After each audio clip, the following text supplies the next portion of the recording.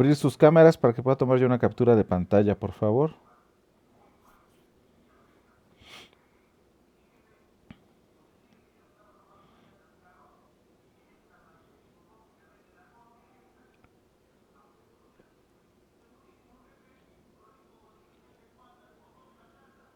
Unos segunditos más en lo que hay más cámaras abiertas. Bueno, les informo que voy a tomar una captura de pantalla. Listo, tomé la captura de pantalla. Ya quien quiera cerrar sus cámaras no tengo ningún problema.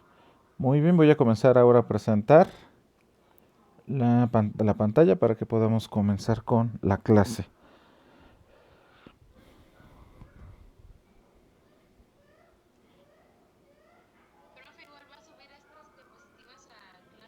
No, esta diapositiva, estas las voy a subir el día de mañana.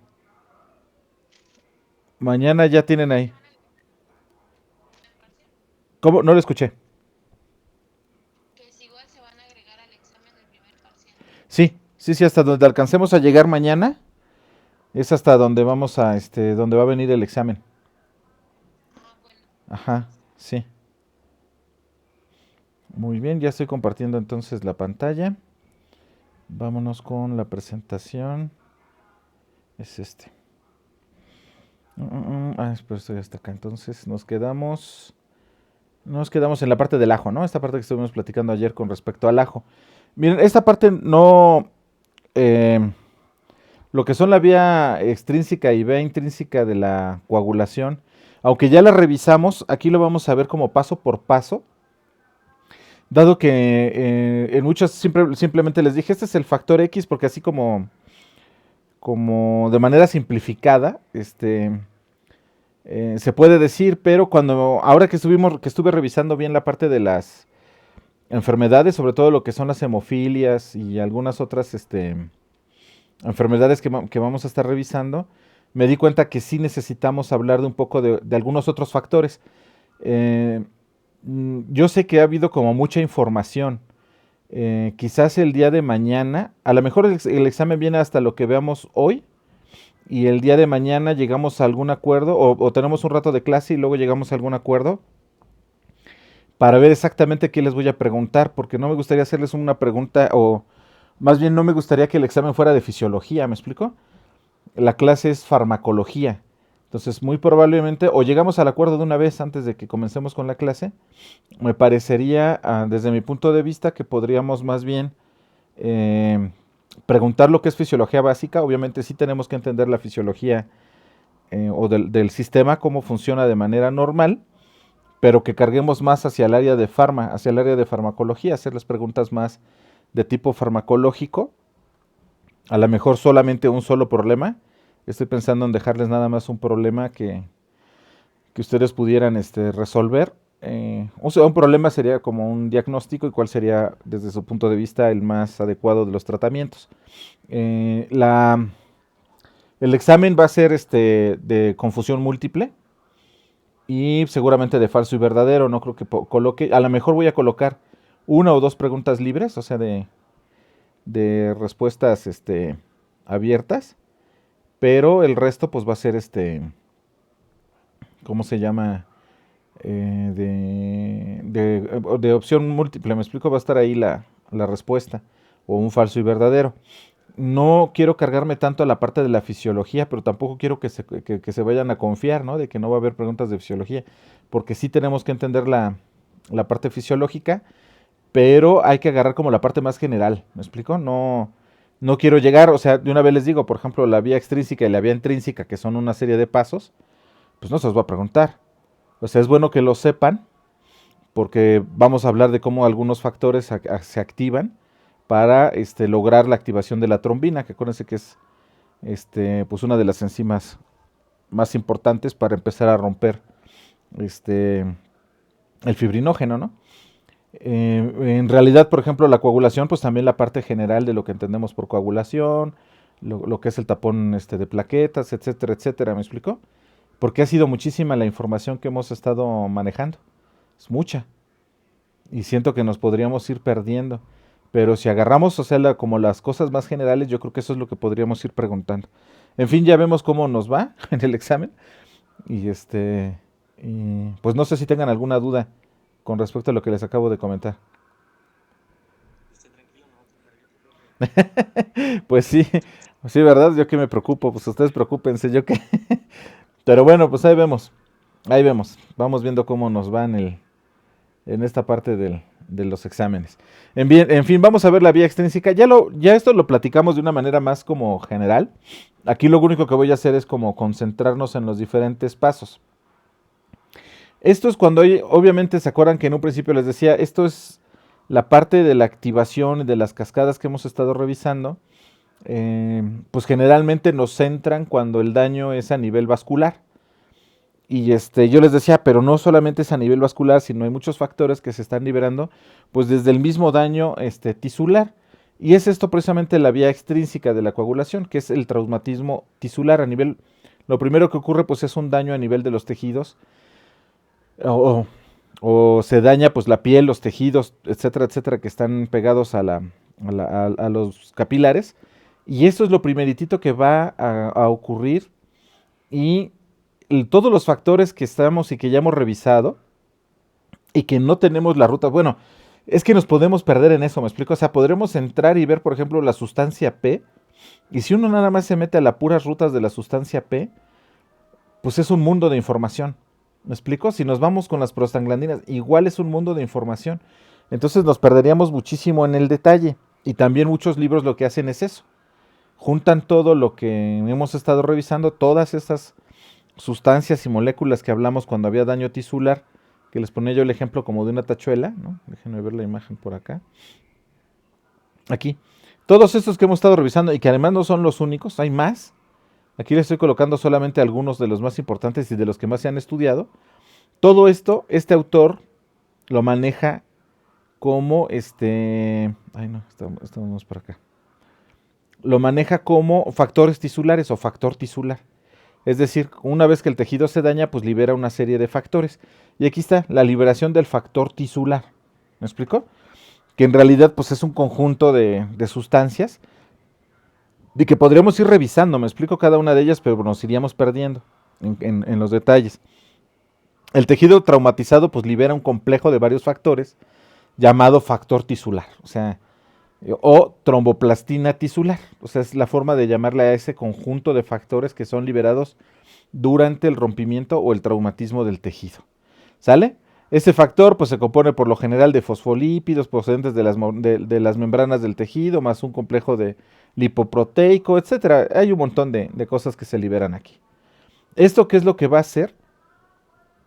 Como paso número 2, pues es la activación del factor X, que yo les decía, bueno, hay varios factores, o el factor 10, como lo quieran manejar. Generalmente, cuando ese factor estamos tratando de englobar a todos los factores, se le llama factor X.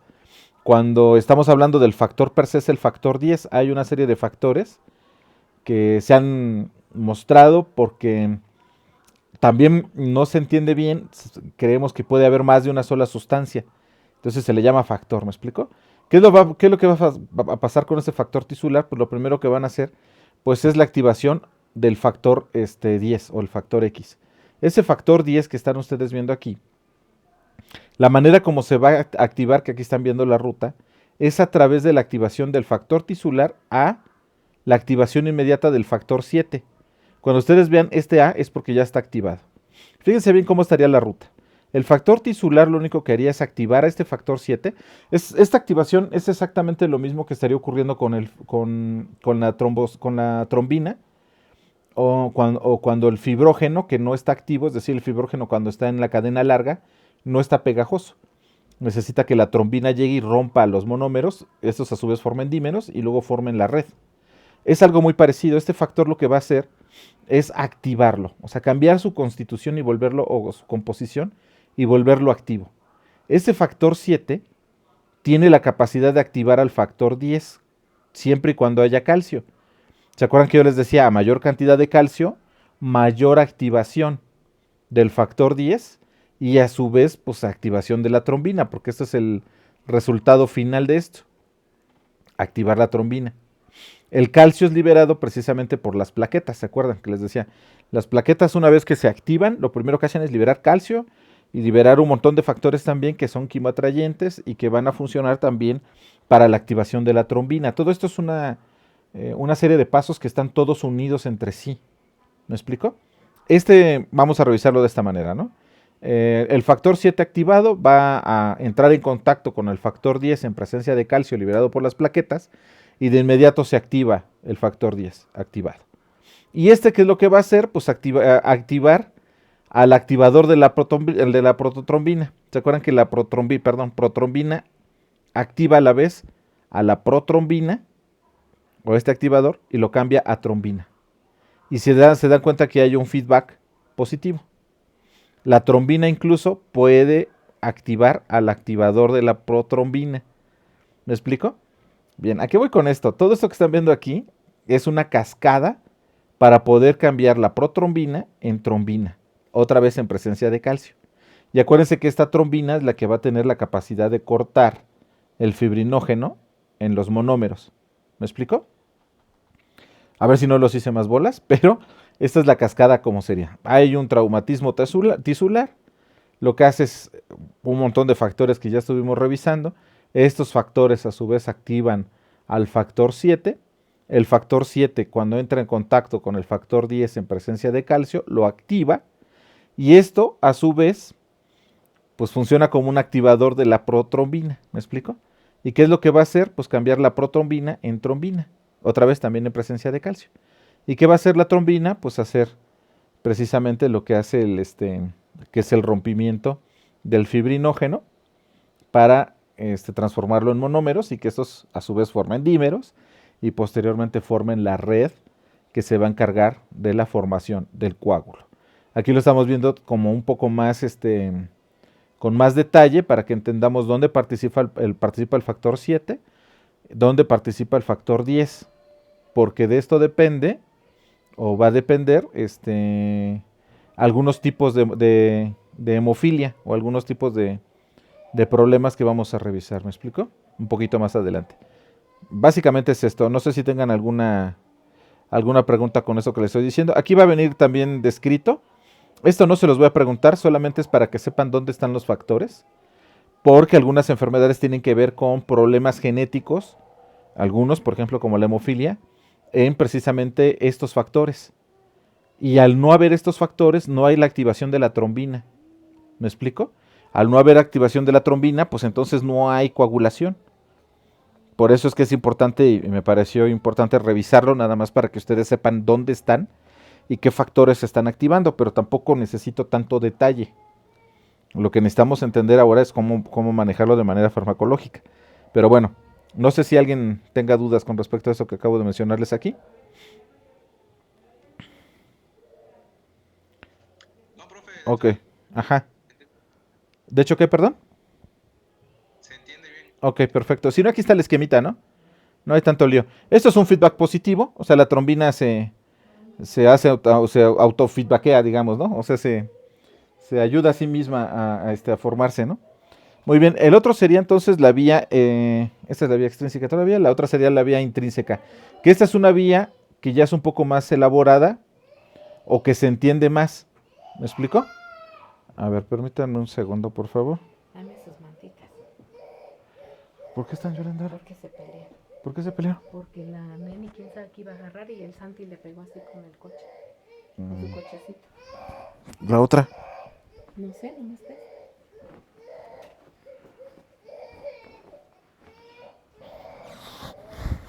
Tan. Aquí está. Por favor, ciérrale, porque estoy en clase. Ya, perdón, es que los jueves me toca a mi hija y se vuelve un poco un caos.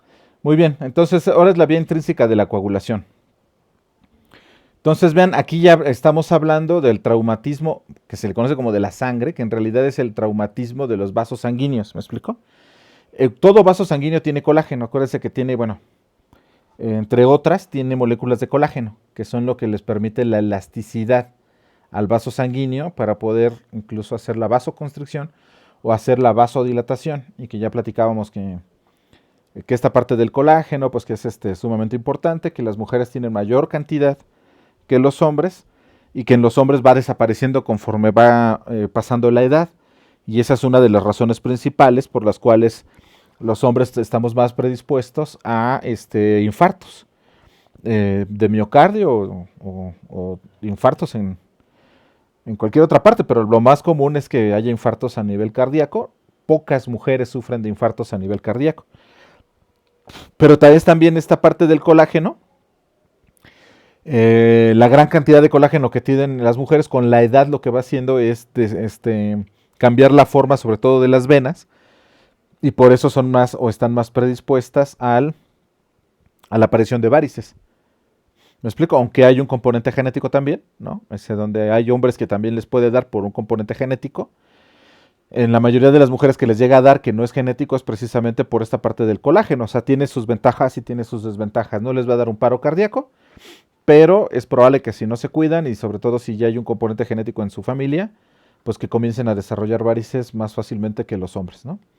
Y ya ayer les decía, pues utilicen estas medias de compresión o estas calcetas de compresión para ayudar. Yo sé que con el calor debe ser complicado, pero pues es una forma. Además, a nivel del mar, les decía ayer, también se facilita muchas cosas y a lo mejor es menos probable que ocurra, ¿no? Supongo. Muy bien, el segundo mecanismo para iniciar la formación del activador de la prototrombina, de la protrombina, y por tanto para iniciar la coagulación empieza con el traumatismo de la sangre, que les digo, en realidad es la exposición del colágeno de la pared vascular. Es eso a lo que se refieren. Lo dejo de esta manera porque uno de los libros que revisé donde saqué esto es uno de los libros que están en Scholar Google. Perdón, que están en Classroom. Entonces, si ustedes revisan el libro, lo van a encontrar de esta manera. Si yo lo coloco aquí de otra forma, podría yo causarles un poco de confusión. Pero a lo que se refiere esto, en realidad, es al traumatismo del vaso sanguíneo que deja el colágeno. Este colágeno, ¿se acuerdan que ayer veíamos la membrana de la plaqueta? Tiene receptores para colágeno. En cuanto hay o toca colágeno o hay colágeno libre en la zona, de inmediato el eritrocito se activa. Esa es la importancia del colágeno. Muy bien, una vez que sale el colágeno, o una vez que el colágeno está libre o está disponible por el daño del vaso sanguíneo o el daño vascular, van a ocurrir esta serie de pasos que están ustedes viendo aquí, 5 pasos. El primero, pues obviamente es el traumatismo sanguíneo, el traumatismo del vaso sanguíneo, y ¿qué es lo que va a hacer? La activación del factor 12. Si ustedes se dan cuenta, el colágeno, aquí estamos hablando de factores, no estamos hablando de los eritrocitos, también activa a los eritrocitos, a las plaquetas, también activa los trombocitos. Aquí en este caso el colágeno también tiene la acción de pegarse al factor 12 y cambiar su composición, y a eso le llamamos factor 12 activado. ¿Me explico? Y esto, obviamente, lo que va a hacer este factor 12, ¿no? En presencia de este cininógeno, que también está libre en la sangre, pues, lo que va a hacer de inmediato es activar al factor 11, ¿no? O sea, un factor 11 lo va a activar o lo va a cambiar a factor 11 activado. Otra vez, presencia de calcio, ¿ya vieron? El calcio es sumamente importante. Y les decía, el calcio se libera. Generalmente la gran cantidad de calcio para este tipo de cascadas se libera de las mismas plaquetas. También se libera de las células que han sufrido daño. En dado caso de que no haya suficiente calcio, se puede extraer de los huesos. ¿Me explico? Aunque no es lo más común aquí. No significa que cuando ustedes están teniendo una hemorragia, de inmediato se mande la señal para extraer calcio de los huesos. Pero hay calcio circulante en la sangre que también ayuda a este proceso, y ese calcio circulante puede provenir de los huesos en dado caso de que sea necesario, si no hay suficiente calcio en la dieta. Por eso es importante mantener siempre calcio en la dieta, y aquellas personas con osteoporosis, pues evitar, por ejemplo, que ya lo veíamos en el tema pasado, pues evitar cosas que acidifiquen el estómago, porque se va a estar tomando calcio para eso precisamente. Si ustedes están en un proceso donde están acidificando a través de la dieta el estómago, van a estar ocupando mucho calcio para regular esa acidez. Y es calcio que podría estarse utilizando en otros procesos. Tiene que haber siempre un equilibrio, esto que hemos estado platicando todo el tiempo, ¿me explico? Entonces, el traumatismo sanguíneo y la exposición de la sangre la exposición del colágeno altera dos factores de la coagulación importantes, el factor 12 y las plaquetas, que ya habíamos platicado la clase de ayer, cómo se activaban y antier las plaquetas a través de precisamente el colágeno. Muy bien, este sería como el primer paso de lo que estaría ocurriendo.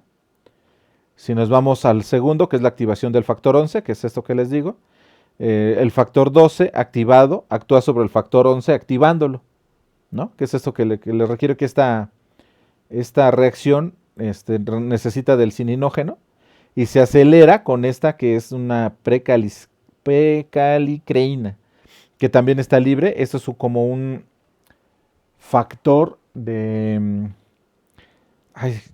cofactor, tiene un nombre para que significa como que acelera, como que ayuda a que esto se haga mucho más rápido. Es un cofactor, ahora se me olvida el nombre técnico, pero es un cofactor que lo que va a hacer es que esto se pegue con mayor rapidez y esto se haga mucho más rápido. Además, acuérdense que esto se lleva en segundos si el daño es muy grande y en minutos, ¿no? O puede llegar a minutos si el daño es más pequeño. Esta cascada se hace más lenta porque hay menos colágeno, porque hay menos calcio, entonces esto se vuelve muy lento. Si el daño es muy grande, pues va a haber mayor cantidad de colágeno, por lo tanto mayor cantidad de plaquetas que se activan, por lo tanto mayor liberación de calcio y esta cascada se puede llevar entonces en segundos. Eso es lo importante de esto, por eso es que esta otra molécula ayuda a que esto se haga mucho más rápido todavía, la activación del factor 11. Ahora vean, ¿qué ocurre con el factor 11? En presencia de calcio, lo que va a hacer es activar al factor 9. Vean, es una cascadita, ¿no? ¿Y qué hace el factor 9 cuando ya hay presencia de trombina? Acuérdense que la trombina se va a activar desde la vía extrínseca. Ya va a haber trombina. Pues va a activar este factor 8, que junto con el factor 9 activado y otra vez calcio, van a activar al factor 10. ¿Me explico? Y lo van a activar. Esta es otra vía de activación de este factor que es sumamente importante, ¿no? Y aquí también están los fosfolípidos de las plaquetas que también están liberándose por este traumatismo que estamos viendo acá, ¿no? Y pues este factor 10 activado va a la misma cascada que ya hemos visto. Me explico, a través de calcio, lo que va a hacer es activar a la protrombina y la protrombina pues cambiar, al activador, perdón, de la protrombina y la protrombina cambiar a trombina y ya viene todo lo demás que ya hemos revisado. Son las dos rutas, teníamos que revisarlo por los diferentes factores que están participando, porque algunas enfermedades van a depender precisamente de esto que les estoy platicando de los factores. Aquí viene explicado, no, si tienen dudas, esto es muy claro, ¿no? Cómo viene aquí la activación, está muy claro el esquema, pero aquí viene explicado, para que si lo revisan ahora o si en algún momento se acuerdan, lo ideal sería que todo lo que yo esté subiendo, pues ustedes lo pudieran bajar y lo tuvieran en una carpetita en su máquina, en su computadora, por si en algún momento tienen que regresar este tipo de información y ya se acuerden dónde está y cómo la pueden encontrar, ¿no? Que eso es lo ideal, ¿no? Que de repente digan, pues sí, yo me acuerdo que habíamos revisado algo como eso y pues tengan por ahí la clase y puedan revisar, que a veces es más sencillo que de repente buscar la información en los libros, porque pues luego depende un montón de los autores, ¿no? Y a lo mejor aquí ya le agarraron la onda porque yo estoy buscando como lo más sencillo para explicarles. Pero si ustedes encuentran otros autores aquí, qué bárbaros, cómo se complican. Pero claro, bueno, no es que se compliquen, sino se van más a detalle. Porque obviamente pueden ser libros de hematología. Y entonces, pues esto obviamente hay gente que está estudiando todos estos factores para entender muy bien cómo se lleva a cabo la coagulación. Y les digo, cada vez que alguien se mete a estudiar esto, pues se encuentran más y más y más cosas. Y más cosas.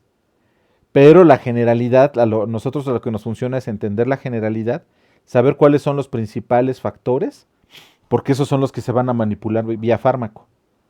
¿Me explico? Y tratar de ver esa parte, cómo podemos entonces modificar lo que ya conocemos. Por eso es importante hacer ciencia, ¿no? Entre más entendamos las cosas, más sabemos cómo podemos manipular y dónde podríamos manipular, ¿no? Inhibidores, como eso que veíamos con la parte de la enfermedad acidopeptídica, ¿no? Que les decía, pues en un principio, cuando todavía no se entendía bien cómo se formaba el ácido clorhídrico, porque muchos incluso pensaban que el ácido clorhídrico se formaba dentro de la célula, ¿no?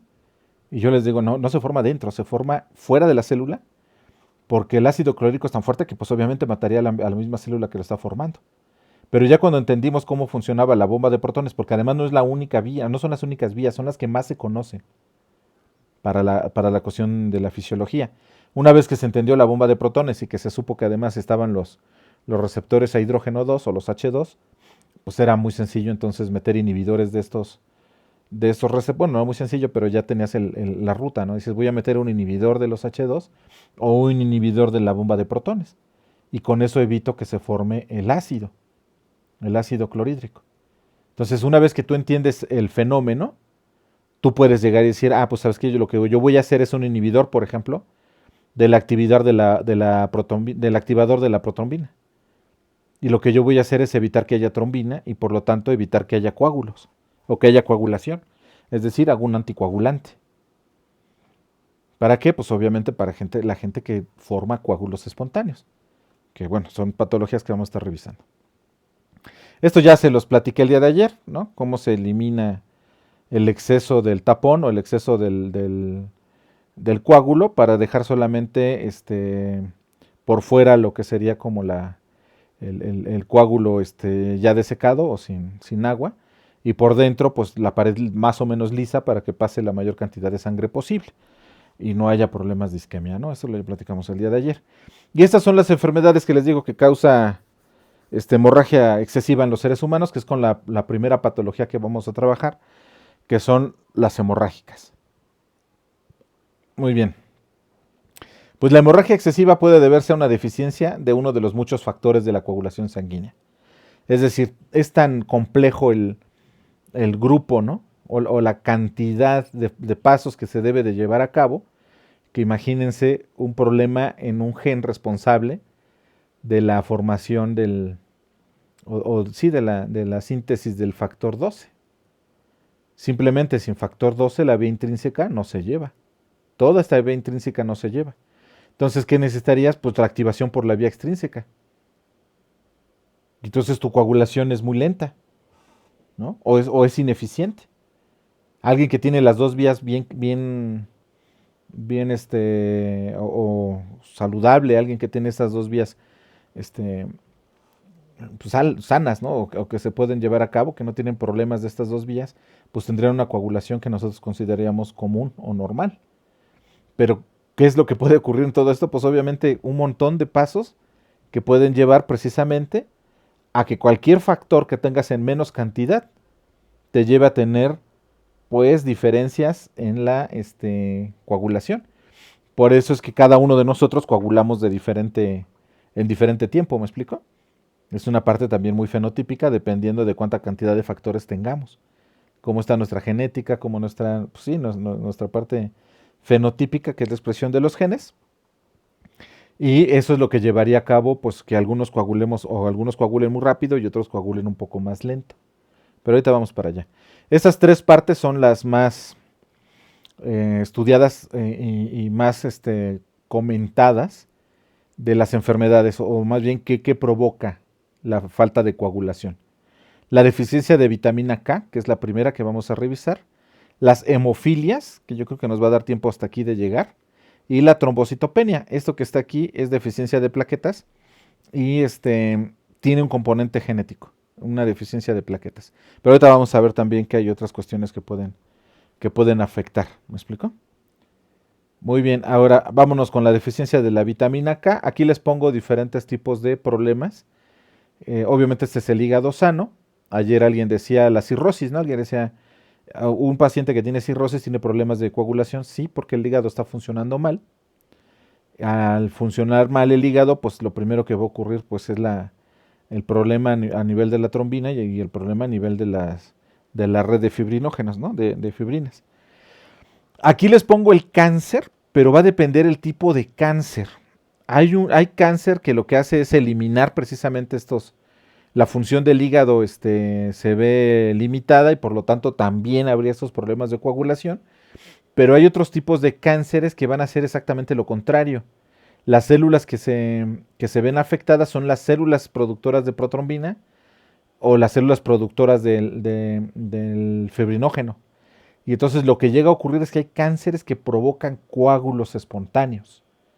Pero bueno, eso lo vamos a revisar con calma cuando lleguemos a esa parte. Entonces, con pocas excepciones, casi todos los factores de la coagulación sanguínea se forman en el hígado. Todos esos factores que también estamos hablando son liberados por el hígado. Por tanto, las enfermedades del hígado, como la hepatitis, la cirrosis, la atrofia amarilla aguda, que es la degeneración del hígado causada por toxinas, infecciones u otros agentes, pueden deprimir a veces el sistema de coagulación, tanto que el paciente sufra el desarrollo de una tendencia grave a la hemorragia. ¿Me explico? De hecho, casi siempre... Profe, Dígame. solamente como para complementar un poquito Claro. en cuanto puede afectar el sistema de coagulación, como por ejemplo en la cirrosis lo que pasa es que hay una hipertensión de la vena más principal del hígado, entonces por eso que también se puede realizar una hipertensión y tiene que ver con el sistema de coagulación y cómo ese se metaboliza en el hígado. Ok, mire. Perfecto, muchísimas gracias. Ahí hay otro datito. ¿No? ¿Ya vieron? Pues son cambios, ¿no? Bueno, cambios en la funcionalidad del hígado que tendría cambios precisamente en esto. Muchísimas gracias, señorita, por su aportación. Muy bien, ¿alguien más? Ok, perfecto. Entonces, otra causa de la menor formación de factores de coagulación en el hígado es la deficiencia de vitamina K. ¿Sale? La vitamina K es un factor esencial para la carboxilasa hepática, que ahorita vamos a ver el esquemita, que añade un grupo carboxilo junto y a residuos de ácido glutámico. Se los pongo acá para que lo vayamos revisando, vean. Es esto que está aquí, ¿no? Lo que están viendo aquí es el metabolismo de la vitamina K. Obviamente la vitamina K proviene de los intestinos y proviene precisamente de la microbiota intestinal que yo les decía la vez pasada.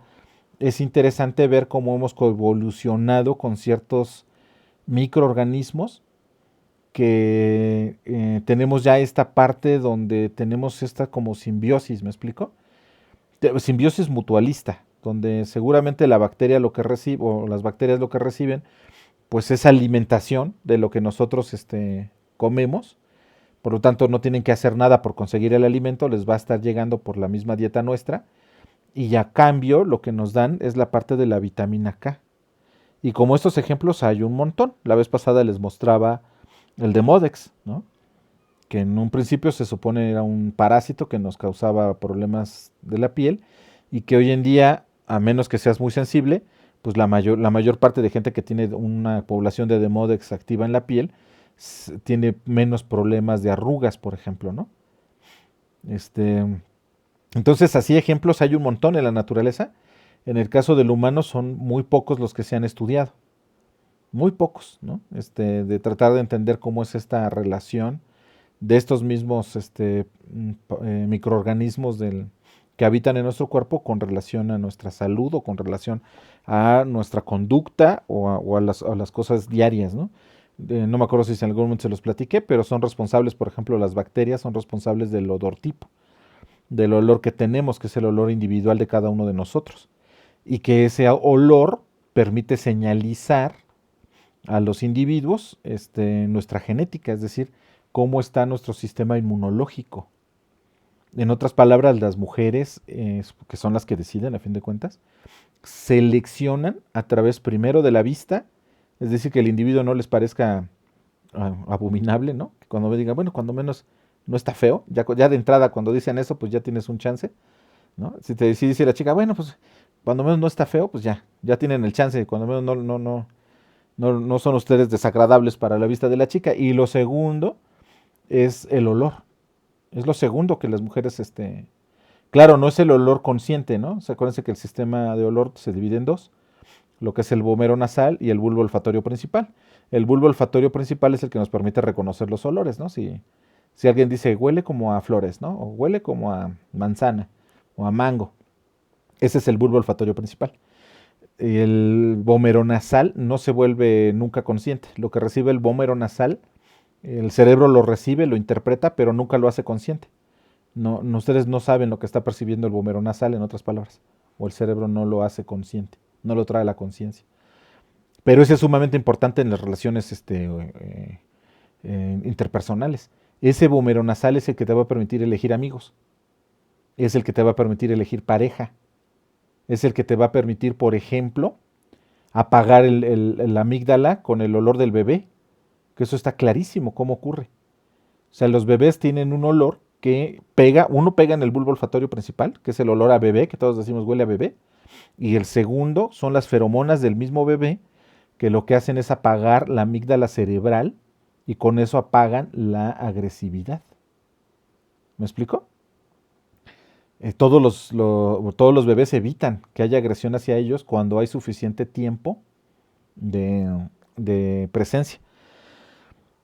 Siempre les digo a mis alumnas, si ustedes quieren tener o sea, si ustedes llegan a casarse y tienen un bebé y quieren que el papá esté unido al bebé, tienen que pasar el mínimo un mes todos los días conviviendo lo más que se pueda el papá con el bebé.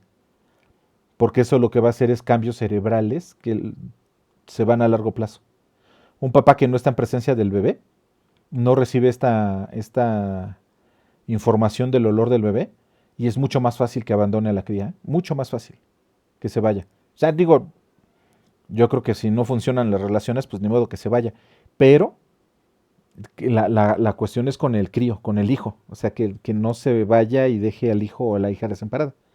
Esa es la cuestión, ¿me explico? Y el olor tiene que ver con esto que le estoy platicando. De hecho, la mayoría de las veces se forman amigos o amistades. Yo creo que ustedes lo notaron. Cuando están en clases hay grupos de amigos dentro del mismo salón o de la misma generación. Esos grupos de amigos tienen un odor tipo igual o muy parecido.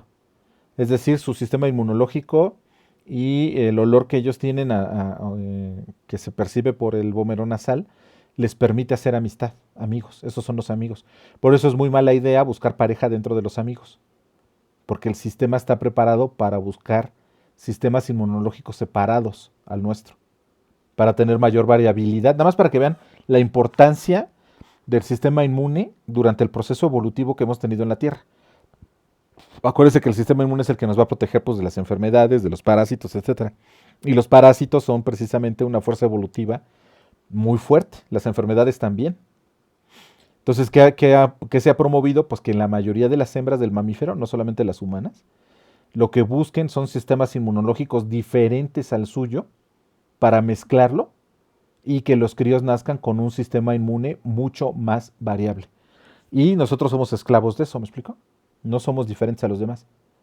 Entonces, ¿qué va a ocurrir si de repente alguien quiere tener un noviazgo con una chica o que está dentro del mismo grupo de amigos? No va a ocurrir. Esa es la famosa friendzone, ¿me explico? Es la famosa de, ay, pues es que sí me caes muy bien y todo, pero pues eres mi amigo, ¿no? ¿Cómo tiene que ser? Pues tienes que buscar en un ambiente diferente al tuyo. Ay, perdón, pensé que alguien había solicitado entrada. Que tiene que estar alguien muy alejado de este grupo de amigos, ¿me explico? ¿Para qué? Para que tu sistema inmune sea diferente y entonces pueda ser seleccionado. De ahí la importancia. Y este olor, ¿de dónde viene? También de las bacterias que tenemos en la piel, que ayudan a consumir los residuos del sistema inmunológico, sobre todo del sistema de inmunohistocompatibilidad que se llama, o MHC.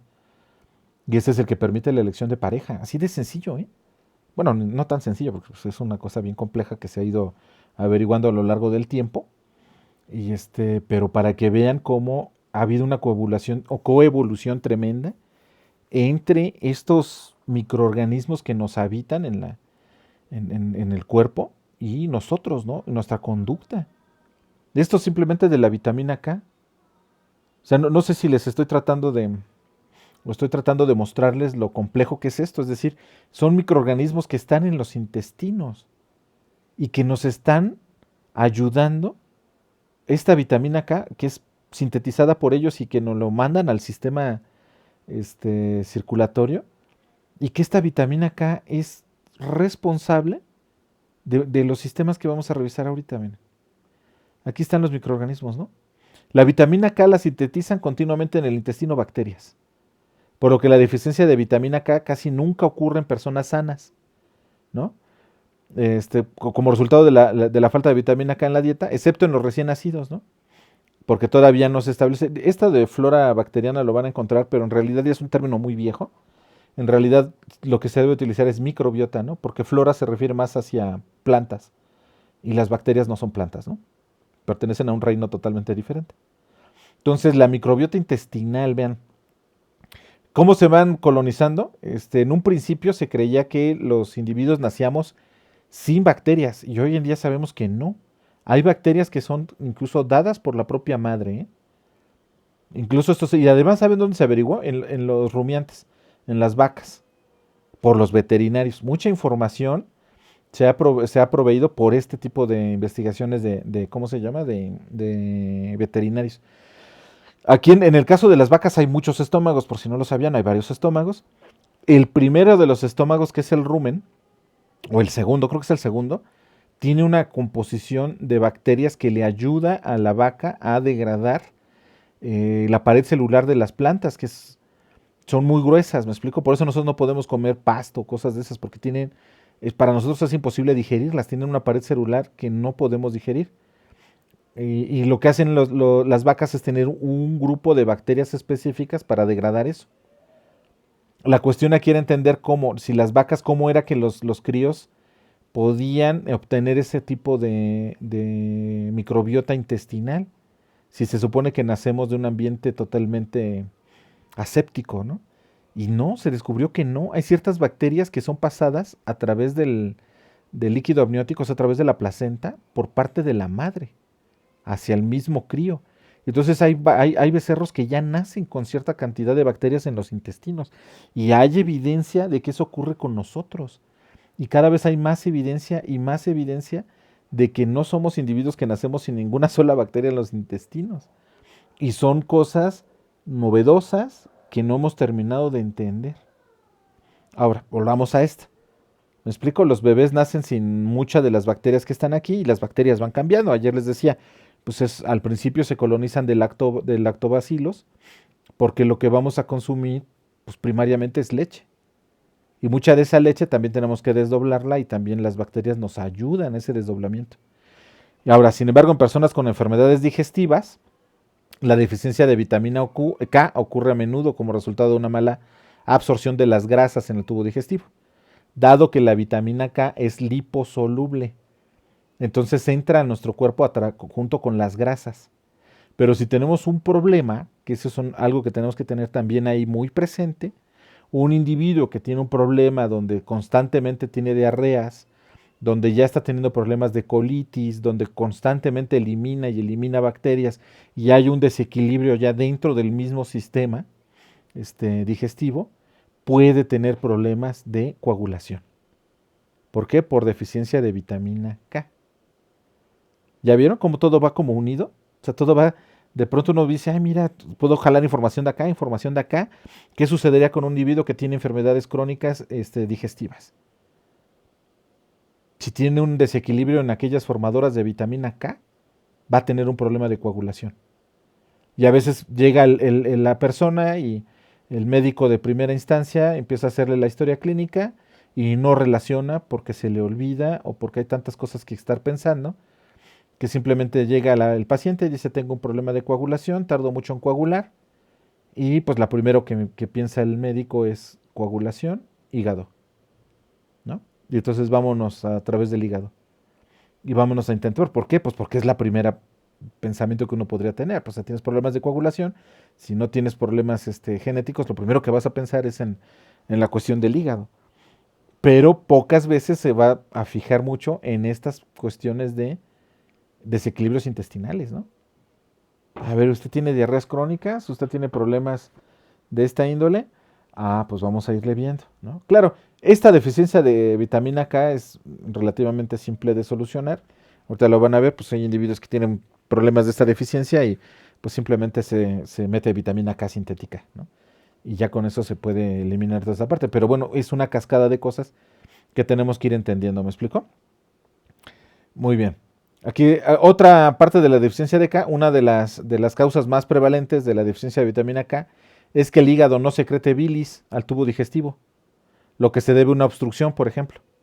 Y a veces esta deficiencia de vitamina K o problemas de coagulación puede ser un problema a nivel de la vesícula biliar. Tiene taponeado, no hay suficiente vesícula biliar, y acuérdense que lo que hace la falta de bilis impide la digestión adecuada de la grasa, y la vitamina K entra con las grasas. Entonces se reduce la parte de vitamina K y viene un problema de coagulación. Y es simplemente un problema de bilis. ¿Me explico? De taponeo acá. Entonces puede ser un signo, ¿me explico? Ya podrías tener aquí, a ver, pero espérate, tiene problemas de coagulación, hacia dónde nos vamos, cómo nos movemos, etcétera, etcétera, etcétera, ¿no? Es un trabajo realmente como medio forense, ¿no? Tratar de ir dilucidando y de ir eliminando factores hasta llegar a un diagnóstico apropiado. Adelante, ¿alguien va a hablar? Sí, dígame. Una pregunta. Claro. Para las personas que se le extirpan la bilis, ¿también tienen el riesgo de esta deficiencia de vitamina K? También tienen riesgo, aunque acuérdense que si tiene una buena microbiota, no va a haber tanto problema. O sea, de hecho, generalmente alguien que se le extirpa precisamente la parte de la vesícula biliar, tiene problemas de digestión de grasa, generalmente se va cada vez que comen algo muy grasoso, vienen las diarreas. Y lo primero que se tiene que estar vigilando, pues es precisamente que no empiece a haber problemas de coagulación. Si ya empieza a haber problemas de coagulación, pues simplemente se manda un suplemento de vitamina K, ¿no? Que sería producto de esto. ¿Sí me explico? Pero sí, muy bien razonado. Sí. Ujú, muy bien razonado. Muy bien, continuamos con esto que les estoy platicando, ¿no? Entonces, las enfermedades del hígado pues disminuyen a menudo la producción de protrombina y de otros factores de la coagulación debido a la malabsorción de vitamina K y a la alteración de las células hepáticas, ¿no? Esto que estábamos viendo. Por esto se inyecta vitamina K a todos los pacientes con hepatopatías, ¿no? O con obstrucción biliar antes de realizar cualquier intervención quirúrgica. Vean. Normalmente si se administra a pacientes con deficiencia de vitamina K 4 a 8 horas antes de la operación y las células parenquimatosas del hígado tienen al menos la mitad de su función normal, se producirán los factores coagulantes suficientes para impedir la hemorragia excesiva durante la intervención. Acuérdense, pues hacen estudios precisamente preoperatorios, ¿no? Para conocer todo este tipo de cosas, incluso los niveles de vitamina K. Pero bueno, esta es una cuestión que vale la pena revisar, los índices de vitamina K. Las otras son alteraciones de la homeostasia como las hemofilias, ¿no? Sería el segundo punto, que son trastornos hemorrágicos ocasionados por la deficiencia hereditaria de ciertos factores de coagulación. Por cierto, aquí no lo puse, pero es más común. Sí, aquí está. Es más común en hombres que en mujeres las hemofilias. La hemofilia es una enfermedad hemorrágica que ocurre casi exclusivamente en hombres. El 85% de los casos está causado por una anomalía o deficiencia del factor 8. Por eso era importante que revisáramos lo de los factores. Y este tipo de hemofilia se le llama hemofilia A o hemofilia clásica. Vamos a revisar, hay 3 tipos, cuando menos vamos a revisar 2. Y fíjense, aproximadamente 1 de cada 10,000 hombres en Estados Unidos tiene hemofilia clásica. Lo más interesante es que es hereditaria por el gen X de la mamá. Entonces, la mamá se lo transmite al hijo, pero acuérdense que nosotros somos XY. Si nos viene ese cromosoma X donde provienen precisamente estos factores, este factor está en esos cromosomas que son heredados por la madre, tenemos un problema de coagulación. Y por eso es que es más común en los hombres, porque nosotros solo tenemos un gen X. Solo tenemos un cromosoma X, perdón, no un gen X. Un cromosoma X.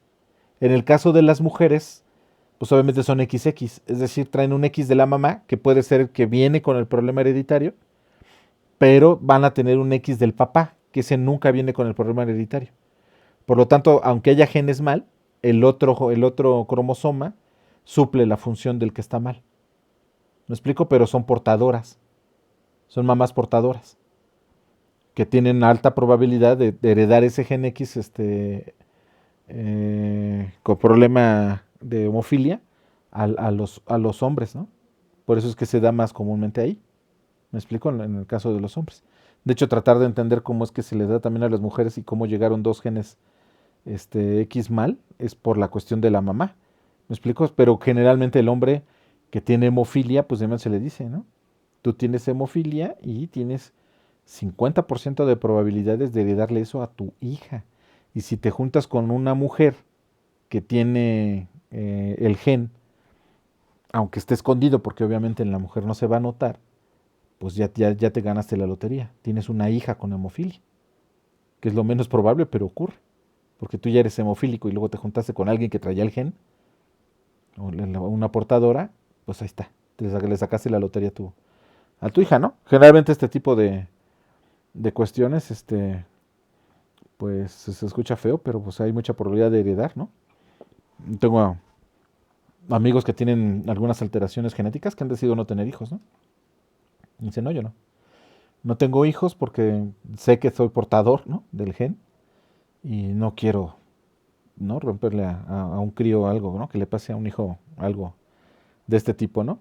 Ahora, fíjense bien, es baja, ¿no? Si se dan cuenta, bueno, baja con relativo a, dependiendo con qué lo midamos, ¿no? En el 15% de los pacientes con hemofilia, la tendencia hemorrágica está provocada por una deficiencia del factor 9.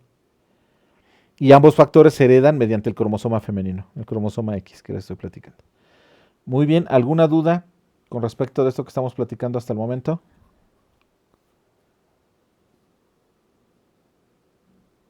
No, profe, no.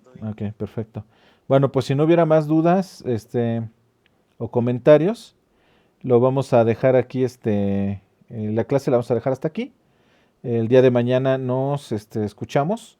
Vayan ahí pensándole y todo, y acuérdense que el examen es el lunes. ¿Sale?